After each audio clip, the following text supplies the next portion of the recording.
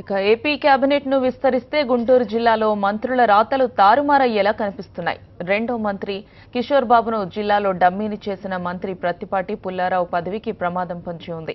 Land pooling నుంచి అగ్రిగోల్డ్ వరకు వచ్చిన అవినీతి ఆరోపణలు పుల్లారావు పదవికి ఎసరు పెట్టేలా ఉన్నాయి. ప్రత్తిపాటి పుల్లారావు మంత్రి పదవిపై నీలి నీడలు. గుంటూరులో జోరుగా ప్రచారం. పుల్లారావు గుండెల్లో గుబులు. అవినీతి ఆరోపణలతో సతమతం. తలనొప్పిగా మారిన ఫ్యామిలీ పవర్. ప్రత్తిపాటి స్థానంపై కోడెల, ధూళిపాళ్ల, ఎరపతినేని కూరి. పత్తి వ్యాపారంలో ఆరితేరిన మంత్రి ప్రత్తిపాటి పుల్లారావుకు పవర్ టెన్షన్ పట్టుకుంది.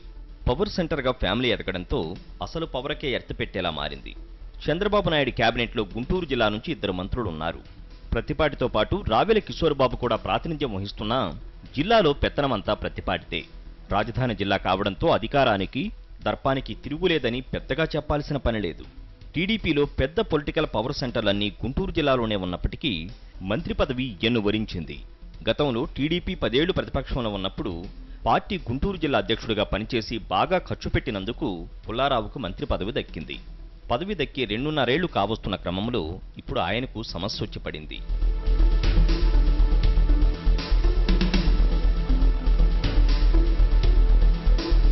ఇటీవల కాలంలో మంత్రి ప్రత్తిపాటి పుల్లారావు చాలా వివాదాల్లో ఇరుక్కున్నారు.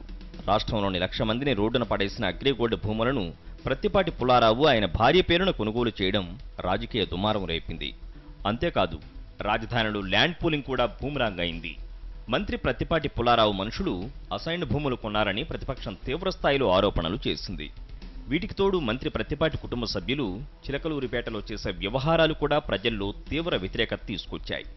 మంత్రి కుటుంబానికి నచ్చలేదని ఆసుపత్రిలోని వైద్యులందరినీ ఒక్క నిమిషంలో తొలగించారంటే అక్కడ పవర్ గేమ్ ఎంతలా నడుస్తుందో అర్థం చేసుకోవచ్చు.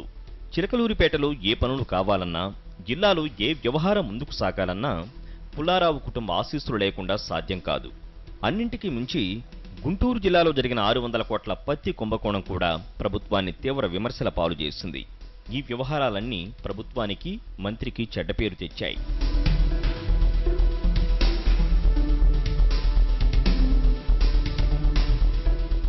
ఈ వ్యవహారాల వలనే ప్రత్తిపాటికి మంత్రి పదవి పోతుందని గుంటూరు జిల్లాలో విస్తృత ప్రచారం జరుగుతోంది.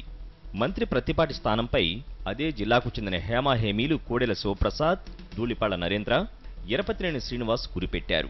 సీనియర్ ఎమ్మెల్యేలు కావడం, 10 ఏళ్ల తర్వాత అధికారం రావడంతో ఎలాగైనా మంత్రి కావాలన్న కుతూహలం ఈ నేతల్లో బలంగా ఉంది.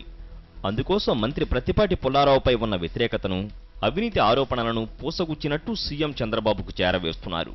మరి సీఎం చంద్రబాబు అవినీతి ఆరోపణలను పరిగణలోకి తీసుకుంటారా, లేక లైట్ తీసుకుంటారా అన్నది వేచి చూడాలి.